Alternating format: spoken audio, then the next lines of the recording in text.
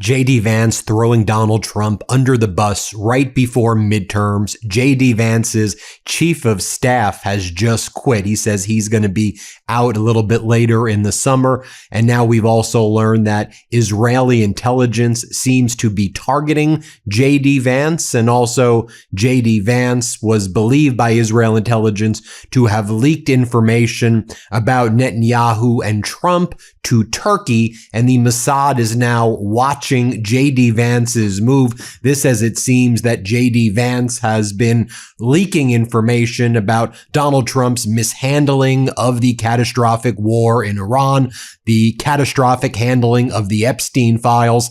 JD Vance seems to know the tsunami that's about to hit Donald Trump and MAGA in the midterms. JD Vance sees Marco Rubio trying to position himself for 2028, which I think any Trump sycophant bootlicker is going to get wiped out in 2028. That's just my opinion.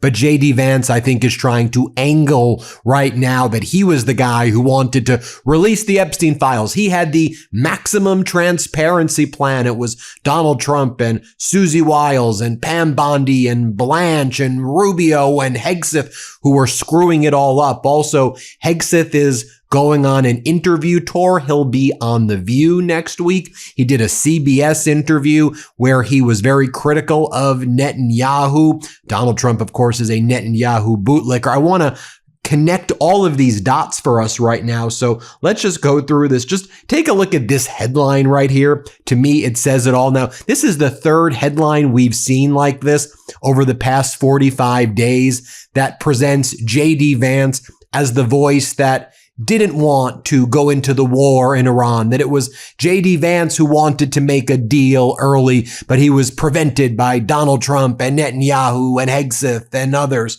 Or that now the headline is this: JD Vance pushed for, quote, maximum transparency during Epstein files fallout. New book reveals. And this talks about the new New York Times book. I wonder who was the source for this New York Times book. Was it Vance and maybe his chief of staff? The book is called Regime Change. It's written by Maggie Haberman. And there was an excerpt that was released by the New York Times that talked about the Trump regime's cover-up of the Epstein files. And the story goes that JD Vance basically called Donald Trump's cabinet into the Situation Room when they understood that Donald Trump was all over the files and that Donald Trump was mentioned in very compromising ways. And JD Vance is like, all right, maximum transparency is needed. This is a crisis. This is really bad for Donald Trump. We need to get all the information out there. Let's also have Ghislaine Maxwell do an interview with Tucker Carlson, everybody. That's what we should really do. This way she can speak to Tucker. And then you had Todd Blanche and others saying, no, we're not going to have Ghislaine speak with Tucker. We're going to have Ghislaine speak with Todd Blanche. And then according to this article, JD Vance was like, well, look, here's the deal. Lots of people know that this is what's in the book, that JD Vance was telling people in the Situation Room, the room, this is how the New York Times describes it, where former President Obama watched the Navy SEALs execute the flawless mission to capture and kill Osama bin Laden. So the scene is set. Situation Room meeting. JD Vance says, this is bad. We've got to release it. And JD Vance says, and Donald, we know about these emails where there are individuals talking about your nipple fetish and that there are these emails and we shouldn't hide them, Donald. And then you had, I kid you not, this is what went down in the Situation Room. Then Susie Wiles and others were like, we can't release the nipple fetish. That's going to be embarrassing to them. And you had JD Vance like, just release the damn emails and show everybody what Donald Trump is accused of doing. Because if we just show all of the things, people know that Donald Trump was found liable for sexual assault in a civil federal courthouse. They know that Donald Trump is on audio saying that he grabs women by their vaginas because you're rich and you get away with it. JD Vance was saying everybody knows that Donald Trump goes into beauty pageant dressing rooms and looks at the girls naked. Donald Trump said that. So who cares if these messages say he's engaged in heinous and disgusting things? It'll be worse if we hide it and then we're caught hiding it. And Susie Wiles and others were like, no, you got to hide it. You got to hide it. And Donald's like, you got to hide it. You got to hide my dark past, JD. I mean, what Wiles told some people about Vance. Some senior officials had the impression that Vance had bought into the darkest theories about Epstein and a cabal of predators hidden within the country's ruling class. Wiles would tell others that the vice president had proved himself to be a major conspiracy theorist. Who do you think is giving this information right here to the New York Times? Now we learn that Vance's chief of staff is quitting. He's leaving the Trump administration. Jacob Reese, who has been with Vance since 2022 in his first successful run for the Senate in Ohio, he says he'll stay close to Vance, but they are giving him the boot and he is leaving the White House in just a few weeks. And as I mentioned, JD Vance is doing that interview with The View in just a few days. And he just did this interview with CBS where he was saying critical things of Netanyahu and implying, of course, Netanyahu's control over Donald Trump. I mean, what do you think JD Vance is doing right here? How do you think he's positioning himself? Here's what JD Vance said on Netanyahu and CBS Sunday Morning. Let's play it. Do you believe the prime minister has made any mistakes in how he's worked with the United States on Iran? Look, he's certainly gotten some things wrong, but fundamentally, like what? Well, I think that those conversations sometimes are better left in private. But what I would say is that he's been a good partner. We're going to keep on working together. But where interests diverge, the United States is going to pursue the best interests of our nation. And that's how it's going to be. More from JD Vance right here. Let's play it. Of how Prime Minister Netanyahu has handled his relationship with President Trump and the United States. Well, I think Prime Minister Netanyahu, look, he governs a country that has obviously been a very close partner of the United States. But even when we've been close partners, sometimes we have interests that are perfectly aligned, and sometimes we have interests that are misaligned. And what I've seen with the prime minister is that he aggressively asserts the interests of his country. Sometimes that means we're on the same page, and sometimes it means that we're not. And I think that our job as an administration, and certainly what the president has done, has been very clear about what is in our best interest. We have to fundamentally be focused on what is in the United States' best interest. So they've been a great partner in a lot of ways, but we also have to focus on what is in America's best interest. And where that diverges, we unfortunately, for the Israelis, have to choose the side of the American people, which we always do. I'm Michael Popak, and I got some big news for our audience. Most of you know me as the co-founder of MeidasTouch's Legal AF and the Legal AF YouTube channel, or as a 35-year national trial lawyer. Now, building on what we started together on Legal AF, I've launched a new law firm, the Popak Firm, dedicated to obtaining justice through compassionate and zealous legal representation. At the Popak Firm, we are focused on obtaining justice for those who have been injured or damaged by a life-altering event by securing the highest dollar recoveries. I've been tirelessly fighting for justice for the last 35 years, so my own law firm organically building on my Legal AF work just feels right. And I've handpicked a team of top-tier trial fighters and settlement experts throughout all 50 states known as big auto injury attorneys who have the know-how to beat heartless insurance companies, corporations, government entities, and their attorneys. Big Auto's attorneys working with my firm are rock stars in their respective states and collectively responsible for billions of dollars in recoveries. So if you or a loved one have been on the wrong side of a catastrophic auto, motor vehicle, rideshare, or truck accident, suffered a personal injury, or been the victim of medical malpractice, employment harassment or discrimination, or suffered a violation of your civil and constitutional rights, then contact the Popak Firm today at 1-877-POPAK-AF or by visiting my website at www.thepopakfirm.com and fill out a free case evaluation form. And if we determine that you have a case and you sign with us, we don't get paid unless you do. The Popak Firm, fighting for your justice every step of the way. And then JD Vance got ahead of Donald Trump and said, oh, we're moving closer to this deal with Iran. I think we'll be there soon. Here, let's play this clip. You say very close. How soon? Could the deal happen before the midterm elections?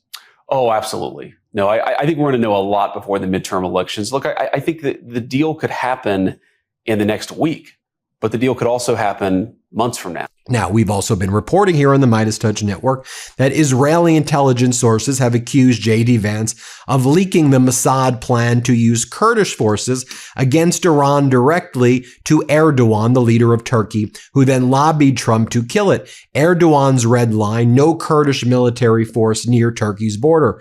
Trump then vetoed the operation. So obviously, the Mossad is trying to signal to others in the United States that JD Vance will have Erdogan's back over Israel's back, and that Vance is someone not to be trusted. So I want you just to see the kind of proxy wars that are being fought behind the scenes right here. And then let's not forget the stuff that JD Vance has been doing and saying in the past, 2 weeks, 3 weeks. You all remember when he spoke in Kansas City and he said, if you want to make America great, you got to vote against the leadership of DC right now. When, of course, Donald Trump and he are the leadership in DC. What kind of message is he sending? By the way, I agree, get rid of the current leadership, the MAGA Republicans, but isn't he just saying the loud part out loud? Here, play this clip. So I'm not going to ask you to agree with us on every issue because that would be impossible.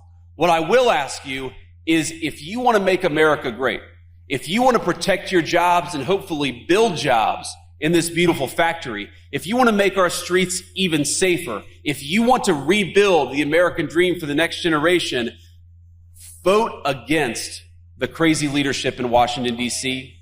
And then his message to the people is, we know you're suffering, but just think about it. There are people in the world who are suffering more than you're suffering. So relative to other suffering, you're suffering not quite as bad as others. Yeah, that's the message that JD Vance said that everybody should take into the midterm. Like, doesn't it seem like he's intentionally tanking Trump right now? I mean, what else can you say? But that's what he's saying out loud. Here, let's play this clip. Is that we actually worked with a lot of our allies all over the world who are suffering from this, frankly, more than we are, because unlike the United States, where we've pursued an energy dominance agenda, you've got a lot of people all over the world who have focused on a lot of green energy scams, and they're hurting a lot more than we are. And then he goes, anybody who tries to steal $1 billion from the government, that's theft from you. When, of course, we all know that Donald Trump is stealing billions from people like his slush fund. Here, let's play this clip.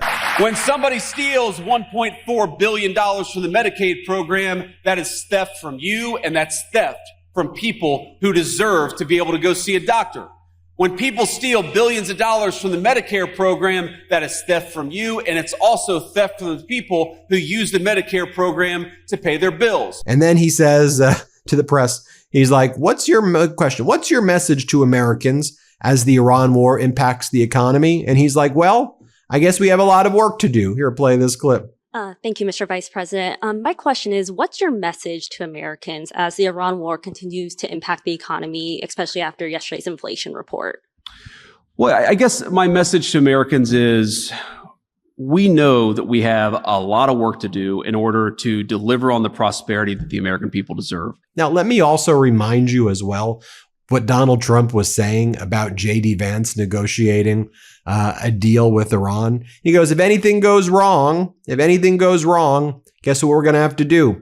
We're going to have to go blame JD Vance. Do you see what I see? What's going on behind the scenes right here? Here, play this clip. He's working on the deal, right? How's that moving? Is it okay? The big deal? You see it happening? So if it doesn't happen, I'm blaming JD Vance. If it does happen, I'm taking full credit. No, I think it'll be, I think it has to happen. I think they're desperate. And then JD Vance was like, and to me, this is almost him being passive aggressive about it. He's like, this was just the other night on Fox. State regime media. He's like, I think that we have a great chance of winning the midterms because we've delivered on every single promise. And he almost does it with a wink and a nod. Here, I'll show you. Let's play it. If you go back historically, even when the country's been doing very well, midterms are pretty bad for the country or for the party that's in power. But I think we have a great chance. Number one, because the president has delivered on so many of his core campaign promises. But number two, it's because the Democrats can't seem to nominate normal people to ask for the American people's vote. maybe normal people don't want to run as Democrats. That's the key. So I also think that JD Vance behind the scenes leaked a lot of this to the New York Times, and he's leaked those other articles as well, because I think he knows when Democrats take over the House, they're going to want to interview him. And I think his plan is to say, well, I could take this one or two ways.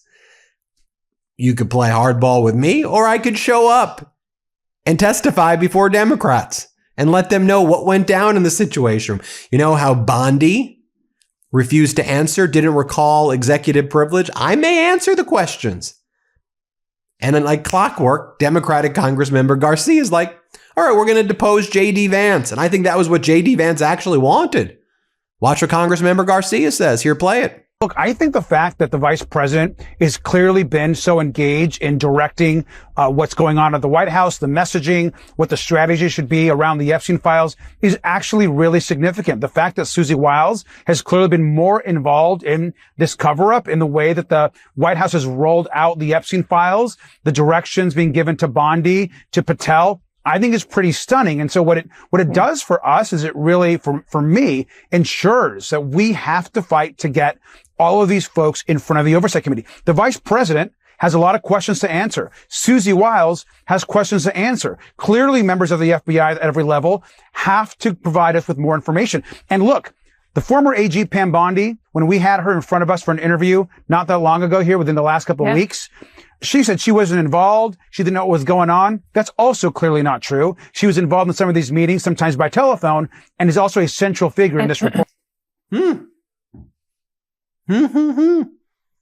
What do you think? What do you think? Well, let me know what y'all think. Hit subscribe.